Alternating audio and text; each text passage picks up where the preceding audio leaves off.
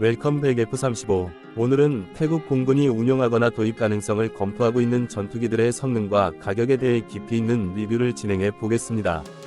태국은 동남아시아에서 전략적으로 중요한 위치에 있으며 주변국들과의 군사적 균형을 유지하기 위해 꾸준히 전투기 전력을 강화해 왔습니다. 하지만 경제적 여건, 정치적 상황, 그리고 외교적 관계에 따라 어떤 기체를 선택하고 어떤 성능을 중시하는지가 크게 달라집니다.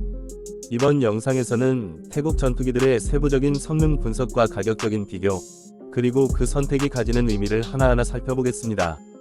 먼저 태국 공군의 대표적인 주력기 중 하나는 스웨덴의 JAS-39 그리펜입니다.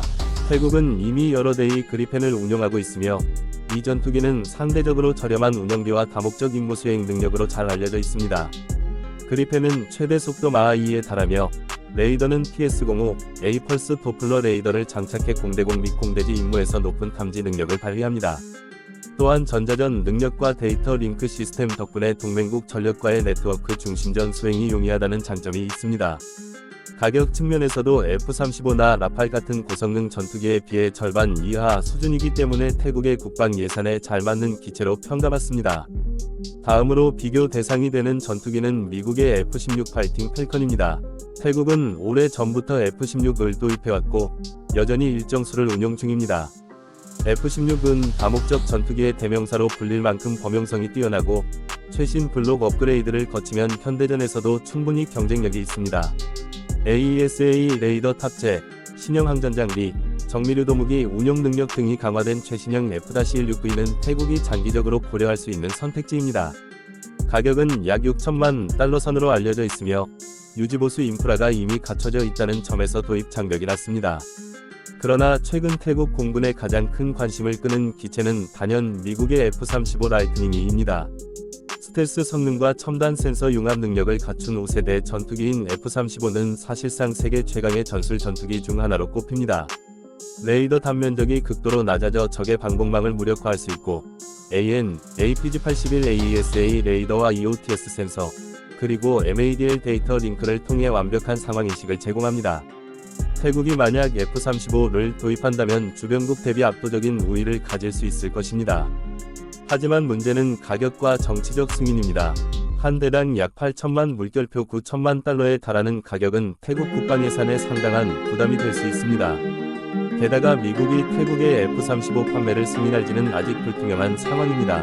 미국은 동남아시아의 전략 균형을 고려하기 때문에 중국과의 외교 관계를 감안해 신중하게 접근할 가능성이 높습니다. 가격 대비 성능 측면에서 또 다른 대안으로는 프랑스의 라팔 전투기가 있습니다.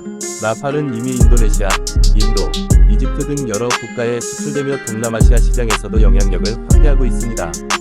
라팔은 공대공, 공대지, 해상 공격 등 다양한 임무를 수행할 수 있는 다목적 전투기로 스펙트라 전자전 시스템과 최신 AESA 레이더 덕분에 높은 생존성을 보장합니다.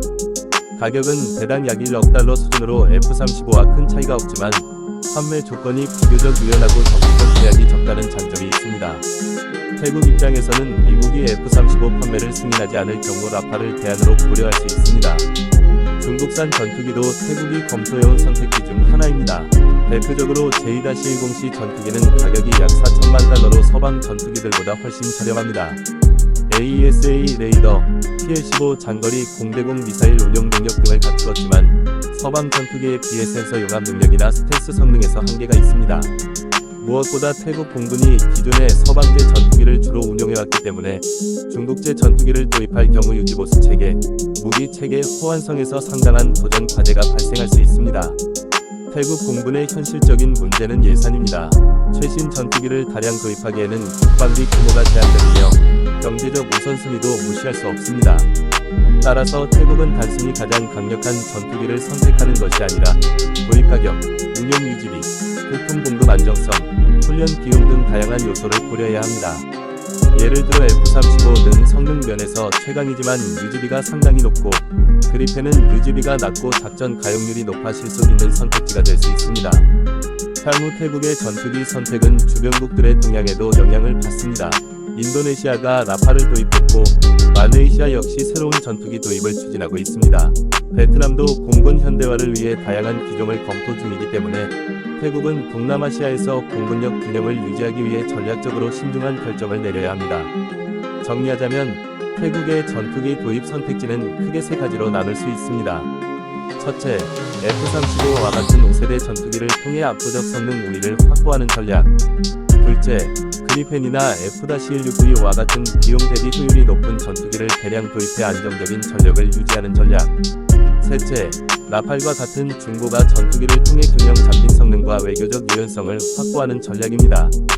결국 태국의 선택은 단순히 기체 성능만의 문제가 아니라 예산, 외교, 그리고 미래 군사 전략과 직결되는 복합적인 문제입니다. 앞으로 태국이 어떤 전투기를 선택할지 지켜보는 것은 동남아시아 군사 균형을 이해하는 데 매우 중요한 요소가 될 것입니다.